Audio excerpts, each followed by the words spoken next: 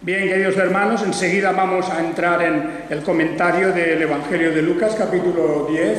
Antes de eso quiero decir que, como ya sabéis, durante esta semana pasada, mi esposa y yo hemos estado en Tenerife con los hermanos allá y hemos tenido ocasión, naturalmente, de tener el culto que tuvimos el domingo por la mañana y luego durante la semana, pues, nos hemos podido ver unos cuantos y hablar de las cosas del Señor, etc.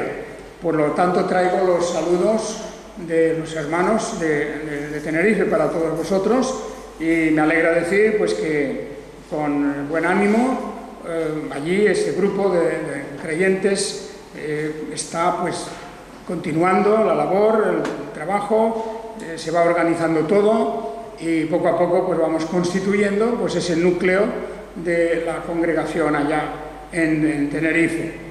Así que, por lo tanto, ellos están contentos de que se ha mejorado bastante la transmisión del culto desde aquí de Barcelona allá, y estamos pensando en que también cuando yo esté allí podamos transmitir desde allí aquí el culto, ¿verdad? Pondremos una pantalla y en fin, organizaremos el tema este de la transmisión por la internet, todas esas cosas, y vamos a ver si funciona bien y bueno, tal vez será un poquito más real que no el tener que leer el sermón aquí como se viene haciendo.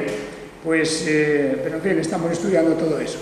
Por lo demás, pues ha sido una estancia agradable allí, ha habido tiempo para todo, incluso para descansar también, y pues nos alegra mucho esa visita y poder otra vez estar aquí. De manera que enviamos los saludos cariñosos a los hermanos en Tenerife. Muy bien, pues vamos a entrar hoy en el pasaje para terminar de comentar el capítulo 10 del Evangelio de Lucas, este último fragmento, esta sección que va del versículo 38 al versículo 42 y que es una conocida historia que conocemos como la entrevista o la visita que Jesús hizo a dos hermanas llamadas Marta y María o Miriam, como tenemos aquí en el texto de la versión textual. Miriam en realidad es la manera que originalmente, María es la forma latina, la forma que en el latín, pero tanto en el hebreo como en la forma griega pues se acerca más a la expresión, a la traducción de Miriam. Pero ya sabemos de quién estamos hablando, de estas dos hermanas. También ellas, como bien sabéis, tenían un hermano llamado Lázaro, y Jesús tenía una relación particularmente estrecha con ellos, los había visitado en varias ocasiones, y ya recordamos además también lo que fue la muerte de su hermano Lázaro y todo lo que representa aquel episodio de la atención que Jesús prestó a aquella triste situación para la familia, para aquella familia, y cómo Jesús intervino. Pero hoy lo que tenemos aquí es lo que sucede en esta visita a la casa de Marta y de María. Yendo de camino, entró en una aldea y allí estaba la hermana mayor, Marta, y la otra hermana, ¿verdad?, menor, que era María. Sabemos que es la mayor Marta porque dice Marta lo acogió como huésped, y en ese sentido quiere decir que la autoridad y las decisiones, etcétera, correspondía a la hermana mayor, ella la que hacía pues un poco como las veces, podemos decir, como las veces del ama de casa. No se habla para nada de los padres, no hay madre, no hay padre tampoco aquí, y solamente están los tres hermanos, y Marta era la cuidadora de la casa y la que dispensaba pues estas acogidas y bienvenidas a los huéspedes. otra hermana, se llamaba María o Miriam, y que ella, pues como ahora veremos, representa diríamos, una actitud algo distinta.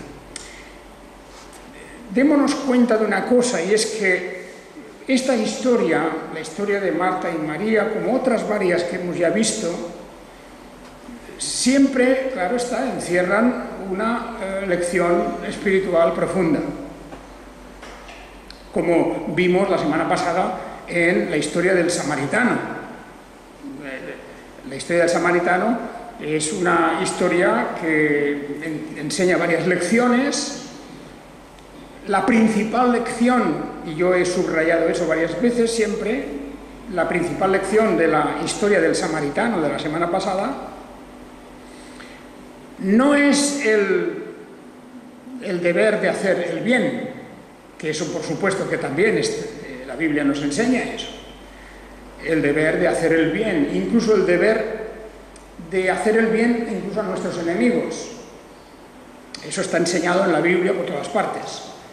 Pero la historia del samaritano, ya dije, encierra una lección un poco más importante, y es de que el Señor Jesús, cuando pone el ejemplo, esta especie de parábola que Él pone, elige como personaje principal a un samaritano.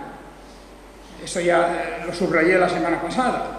O sea que el principal aquí es el samaritano. No es el hombre herido, no es el sacerdote que pasó por allí, no es el levita que pasó por allí, no es el posadero tampoco, es el samaritano.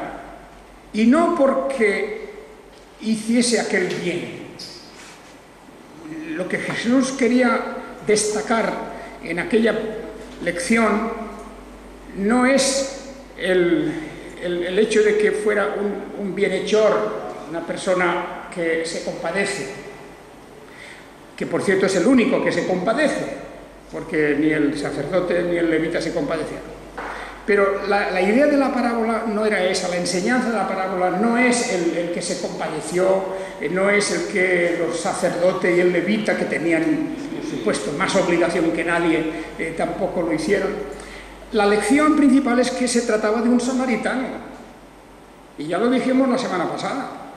Un samaritano en tierra de Judea, porque el camino estaba entre Jerusalén y Jericó, era una persona mal vista, mal considerada, un apestado, una persona que se podía casi considerar como un enemigo.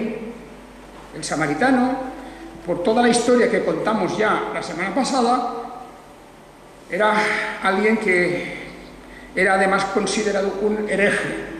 Desde el punto de vista religioso no se podía tener contacto con él. Según la tradición de los judíos muy celosos de su ortodoxia, muy seguros de que la verdad la tenían ellos solo, o la conocían ellos solo, pues miraban con desdén, con desprecio, con una actitud de repulsión a los samaritanos. Pues bien, Jesús elige precisamente a un samaritano para darles una lección a estos judíos tan soberbios, tan orgullosos, como existe en el mundo religioso. Porque la soberbia y la actitud de superioridad con respecto a otros que están equivocados, indudablemente están equivocados. Pensemos en, como dijimos el otro día, pues pensemos en nuestro mundo. El equivalente sería pues gente que está fuera de la ortodoxia evangélica. Pensemos en la Iglesia Católica, pensemos en otros que andan descarriados, diríamos. No hablo yo de aquellas herejías que afectan a la persona de Jesucristo. Ojo, porque esa herejía no se encuentra en la Iglesia Católica. La Iglesia Católica cree firmemente, como nosotros, en la verdadera naturaleza del Señor Jesucristo, en su naturaleza como hombre y como Dios. Y por lo tanto, y esa es la cuestión esencial por la que debemos de considerar si una persona es cristiana o no. Y en ese sentido, ellos están pues, mucho más cerca que otros. Porque dentro del protestantismo, en el ala liberal, el ala modernista del protestantismo, hoy día ya dicen ellos que han superado, han pasado ya por encima y son superiores a los que creen todavía que Jesús es verdaderamente Dios y verdaderamente hombre. De manera que, fijaos que no por ser protestante, no por ser evangélico, entre comillas, se está siempre en la verdad. Y el samaritano era eso. Y vuelvo a repetir esto de la semana pasada, porque claro, la lección principal de la parábola famosa del samaritano es que desde luego era una buena persona, pero también podía haber elegido a otra persona, cualquiera Jesús, que hacer el bien, tener compasión de un herido. Eso es una cosa bastante general y habitual. Pero claro, era un samaritano, era un hereje, que no aceptaba más que la ley de Moisés, únicamente la ley de Moisés, los 5 libros de Moisés. Todo el resto de las escrituras para los samaritanos no tenían valor, porque venían del otro lado, venían de los judíos del sur, diríamos, de Judea, y no podían aceptarlo. Bueno, lección del samaritano, ya la conocemos, pues cuidado con menospreciar tanto a algunos que son diferentes, entre paréntesis, no a aquellos que niegan las doctrinas fundamentales, porque en eso no tenemos nada que ver.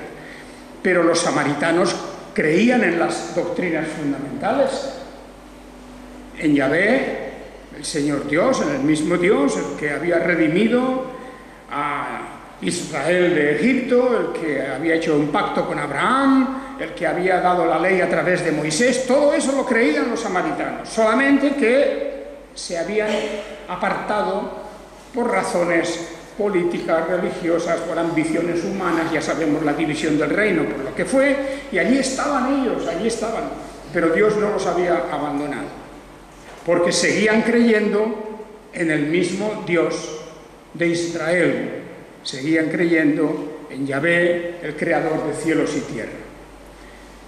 Bueno, pues esa es la lección que teníamos. Pues esta semana tenemos aquí otra lección. Y la lección verdadera de la historia de Marta y María es indudablemente que nos encontramos aquí a 2 personas conviviendo bajo el mismo techo, habiendo recibido la misma educación, etcétera, pero con 2 visiones diferentes de la vida, 2 visiones distintas. Marta y María representan 2 actitudes muy opuestas en relación a la vida. Y enseguida lo vemos por lo que ocurre de una manera muy sencilla. Nos relata el pasaje cuando Jesús entra en casa de ellos y, bueno, hemos de imaginar a Jesús entrando, saludándolas, sentándose un momento allá en el lugar de la estancia, y enseguida las 2 mujeres toman diferentes caminos. Una se sienta a los pies de Jesús porque él había empezado a hablar, y la otra no hizo ningún caso de aquello y se dio prisa en preparar la mesa, en preparar la comida, etc. Naturalmente, ¿qué hemos de decir? Bueno, cuidado, no vayamos a exagerar la falta o el error de Marta, porque es muy normal y muy natural. Parece a primera vista que es muy natural que mientras la una atiende al visitante, y esta sería María o Miriam, pues que la otra estuviera preparando, y eso creo que es bastante natural hasta un cierto punto. Pero también hemos de pensar que en este momento la hermana mayor, Marta, pues se equivoca indudablemente. Se equivoca, pero como es un error tan común y tan explicable hasta un punto, veremos que el Señor, cuando le llama la atención, indudablemente con unas palabras que no son palabras duras, de censura, sino lo vemos aquí, lo que podríamos ver en el versículo 41, con unas palabras más bien, diríamos, de una suave reprensión y de una suave corrección. Marta, Marta, afanada y molesta estás por muchas cosas, pero solo una es necesaria, y Miriam escogió la buena parte, la cual no le será quitada. Ahora analizaremos un poco estas palabras, pero claro, en el conjunto lo que vemos, ya como digo, es que el Señor corrige el alboroto que tenía Marta preparando aquello, nerviosa. Podemos imaginarnos, hay personas así, ¿verdad?, que no se paran a pensar un poquito en lo que está ocurriendo realmente, lo que está sucediendo. Jesús no iba cada día a esta casa. Jesús no estaba en contacto frecuente con ellos. Eso era una cosa extraordinaria. Esa visita era algo verdaderamente importantísimo. Y ella, aparte de que le saludase, etcétera, al principio, pues enseguida su mente no estaba en la visita de la persona de Jesús, ni en lo que podía escuchar y aprender, sino que se puso de inmediato a preparar todo eso. Por supuesto, con buena intención, con buen corazón, y claro que está que había que comer de alguna manera, o algo había que hacer, pero las palabras de Jesús, vemos que Jesús detecta en el nerviosismo y en el afán que ponía, pues que tenía un orden invertido de las cosas. ¿Qué cosa es primero? Por cierto que tenían que comer, seguramente, y eso estaba ya claro, pero era tan urgente, tan absolutamente necesario el no prestar ninguna atención a Jesús y lanzarse a todo aquel trabajo inmediatamente, sin apenas haber esperado unos momentos para escuchar al Maestro. Eso es la pregunta es si eso era necesario. Pues claro que no, porque, como digo, la visita de Jesús era una cosa rara, esporádica, una cosa extraordinaria, y Marta tenía que haber mostrado, en primer lugar, aquel interés de estar agasajando de otra manera a aquel visitante, tenía que haber dispuesto su corazón para primero, pues, recibir ella, antes de dar, recibir. Y esto es una lección que encontramos de diversas maneras en las Escrituras. Es decir, una lección que varias veces la palabra de Dios nos enseña, porque es muy común, es muy corriente. Las necesidades de este mundo, las cosas más que nos parecen más urgentes, con frecuencia se anteponen a otros aspectos de nuestra vida. De manera que lo material, las necesidades materiales, por desgracia, muchas veces ocupan el lugar que tendrían que ocupar las necesidades espirituales.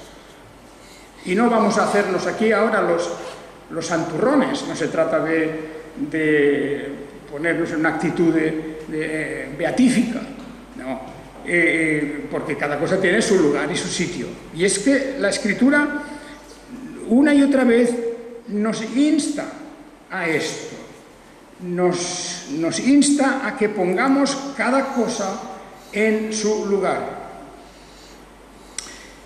El Sermón del Monte es una buena lección sobre todo esto. Por tanto os digo, en Mateo 6, 25, Por tanto os digo, no os afanéis por vuestra vida, qué habéis de comer, ni por vuestro cuerpo, qué habéis de vestir. ¿No es la vida más que el alimento y el cuerpo más que el vestido? Mirad las aves del cielo, que no siembran, ni siegan, ni recogen en graneros, y vuestro Padre Celestial las alimenta. ¿No valéis vosotros mucho más que ellas? ¿Y quién de vosotros puede, aun afanándose, añadir a su estatura un solo codo? Y también en cuanto al vestido, ¿por qué os afanáis? Bueno, ya conocéis todo este pasaje, y termina diciendo, porque no os afanéis pues diciendo, ¿qué comeremos, qué beberemos, con qué seremos vestidos? Porque los gentiles buscan con afán todas estas cosas, pero vuestro Padre Celestial sabe que tenéis necesidad de todas ellas. Buscad pues primeramente el reino y la justicia de Él, y todas estas cosas os serán añadidas, y no os afanéis por el mañana, porque el mañana se preocupa de sí mismo. Basta a cada uno su propio mal. Bien, este es un pasaje bien famoso, y yo sé que es fácil hacer, como hacen muchos, la persona incrédula o cínica, pues dice, bueno, pues si no me preocupo yo de mi comida y de mi vestido, ¿quién se va a preocupar por mí? Y es muy fácil pues hacer un poco, digamos, de chanza sobre estas palabras, y hay gente que lo hace, pero es una lección muy seria, es una lección muy profunda, porque lo que Jesús está aquí diciendo no es que podemos echarnos a dormir todo el día, no dice eso, no dice que en fin, que ya nos caerá de las nubes lo que necesitamos, tampoco dice eso. Lo que Jesús dice y está hablando es acerca del afán. El afán. El afán significa la preocupación desmedida, el anteponer ciertas cosas a todo lo demás, pero de una manera muy clara y destacada, de manera que la persona que siempre está preocupada por estas cuestiones, que siempre lo pone delante de todo lo demás, la persona que no piensa más que en su futuro y en sus necesidades y en cómo hará esto y lo otro, y siempre está contando y siempre vive envuelto digamos, en esa nube de las cosas materiales, esa persona no tiene el orden debido en su mente. Y si es un cristiano, desde luego, una persona que profesa ser cristiana, está clarísimo que no ha puesto el reino de Dios y su justicia y su rectitud y su orden, ese reino de Dios no lo ha puesto en primer lugar, lo tiene relegado a otro término. Está más preocupado por sus necesidades materiales y corporales que por su situación espiritual. De manera que esto es lo que el Señor aquí trata de corregir, también en esta persona, en Marta.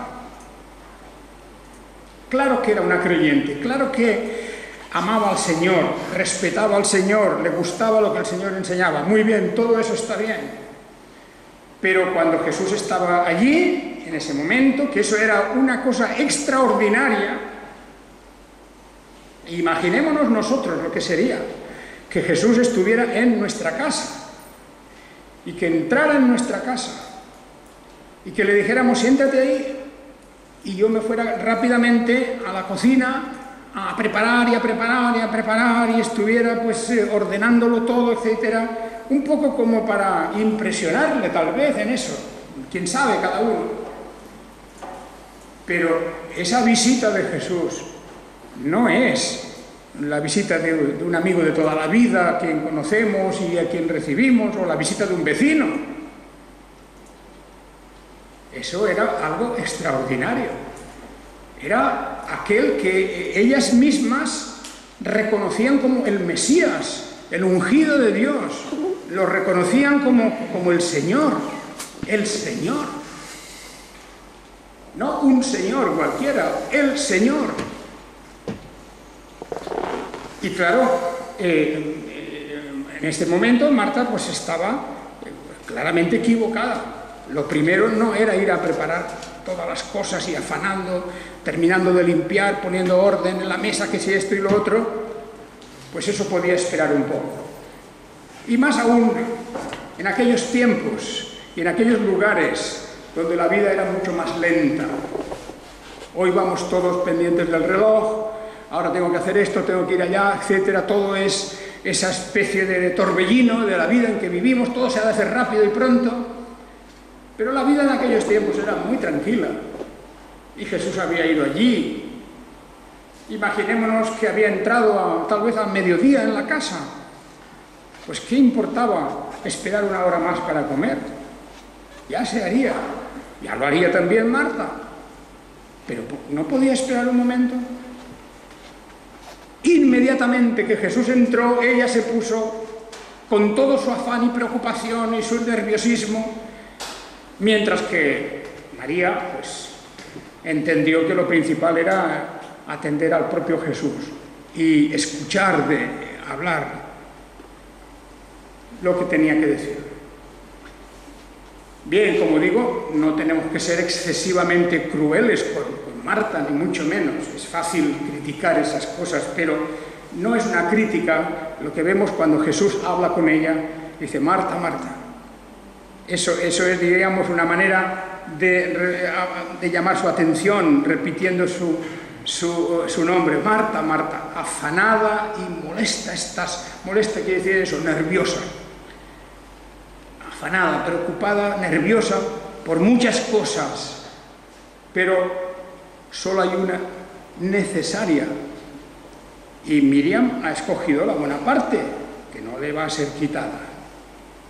Quiere decir que el provecho que va a recibir de ese rato de conversación, aunque fuese media hora, aunque fuera una hora, todo lo demás puede esperar, porque la visita de Jesús es algo extraordinario. Ya digo, sería interesante pensar qué haríamos nosotros en una situación semejante, creyendo que el Mesías, el Salvador, el Señor mismo viene a nuestra casa, le abrimos la puerta, lo ponemos en la sala y nosotros nos vamos rápidos a la cocina a preparar algo. Hombre, vamos a decir, hay tiempo para todo y el tiempo es importante. El tiempo, cómo lo distribuimos, cómo repartimos las cosas, a qué cosa le damos más valor y más importancia y más urgencia. Y en el terreno de las cosas espirituales y religiosas, eso también es muy importante. Por lo tanto, representa dos maneras diferentes de entender la vida. Dos maneras diferentes. Para Marta, en aquel momento, lo más importante era aspectos, diríamos, de protocolo o aspectos materiales del protocolo, porque lo que quería ella era agasajar a Jesús también. Ella lo quería hacer, claro que sí. Quería agasajar a Jesús, pero más bien era lo que ella iba a hacer antes que lo que ella iba a recibir. Y Miriam, pues lo que quería era recibir primero, recibir del Señor, porque aquello era algo inusual, que Jesús estuviera en su casa y que se prestara, como vemos, a hablarles y a explicarles las cosas que ellas tenían interés en saber. Bien, pues esto es algo que, hermanos y hermanas, debemos de tener muy en cuenta. ¿Por qué? Pues porque ya veis que la enseñanza de Jesús, como vemos en el Sermón del Monte, esta cuestión tiene mucha importancia. Mirad las aves del cielo. Y también otra cosa, con todo ese afán y esa preocupación, podemos cambiar las cosas. No podemos añadir a nuestra estatura nada, ni un milímetro. Nosotros no podemos variar eso. Pues en todas las demás cosas igual. La hierba del campo y todo lo demás, no os afanéis, no os afanéis. Esta es la gran cuestión en el tiempo en que vivimos. El afán y la preocupación casi siempre por las cuestiones materiales en primer lugar.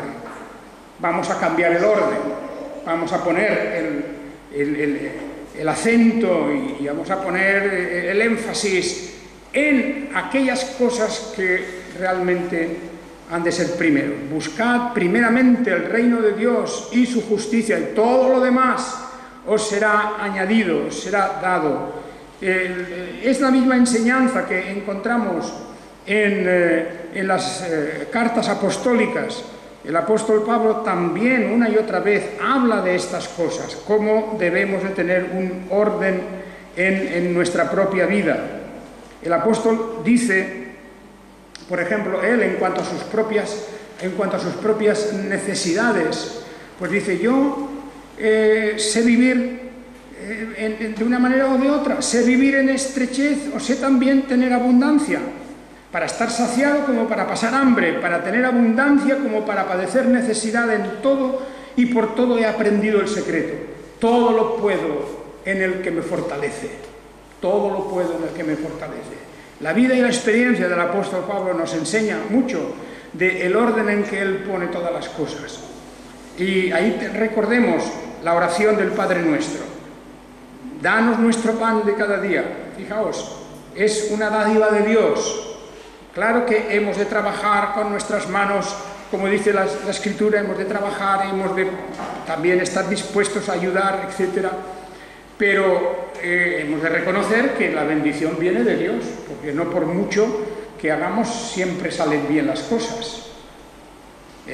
Y el apóstol agradece a los filipenses lo que han hecho por él, pero dice: pero también sé vivir de una manera o de otra.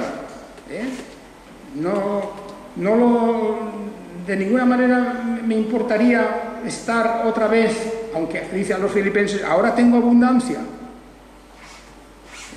pero en estrechez también puedo vivir, Por eso dice: no busco dádivas vuestras, sino que vosotros tengáis un fruto. Estoy lleno, habiendo recibido de Epafrodito lo que me enviasteis, olor fragante, sacrificio aceptable, agradable a Dios. Mi Dios, pues, suplirá toda vuestra necesidad, según su riqueza en gloria en Cristo Jesús. Bueno, pues todo eso es lo que importa. Lección: no vivamos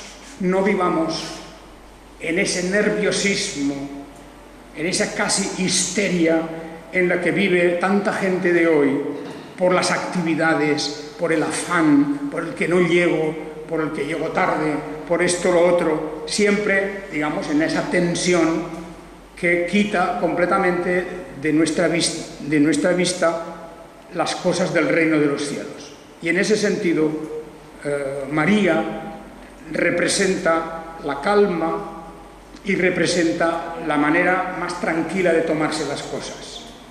No podemos decir que María simplemente se estaba escondiendo para no hacer el trabajo, no.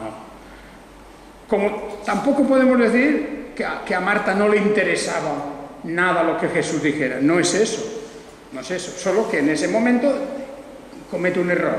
Primero hay unas cosas y luego hay otras cosas. Y eso es lo que hemos de entender, el orden y la visión que tengamos de las cosas de esta vida. ¿Os acordáis de aquel joven rico? Aquel joven rico que estaba tan satisfecho y contento porque había ampliado sus graneros, había llenado su casa de todo lo necesario para vivir y para no preocuparse, años y años y años. En ese aspecto estaba ya, como diríamos, satisfecho y tranquilo, porque pensaba que sus necesidades materiales estaban todas cubiertas, ya lo tenía todo. Pero la parábola viene diciéndonos: lo que ocurrió es que aquella misma noche recibe el aviso de que su vida se termina. Pensaba él que lo primero en la vida era acumular todo lo posible para estar tranquilo. Y cuando lo tuvo, resulta que su vida se termina. Esa es la cuestión. Y por eso es importante saber en qué orden ponemos las cosas en la vida. Buscar el reino de Dios, primeramente el reino de Dios, su justicia. Todo lo demás vendrá también. Dios nos lo dará. Nos dará para que podamos hacer el trabajo, la salud, las ocasiones de tener ese trabajo, etc. Todo eso es parte del orden que tenemos que seguir en este mundo. Haga el Señor, pues, que no olvidemos la lección. Marta y María, dos maneras diferentes de entender la vida, y como dice Jesús, María ha elegido la mejor parte. La parte primera la ha puesto en primer lugar. La parte segunda ya vendrá, ya se hará, hay tiempo. Y seamos en eso, pues, ordenados y pongamos nuestra mente aplicándolo a todo lo que se refiere al reino de Dios y a su justicia. Que el Señor os bendiga. Amén.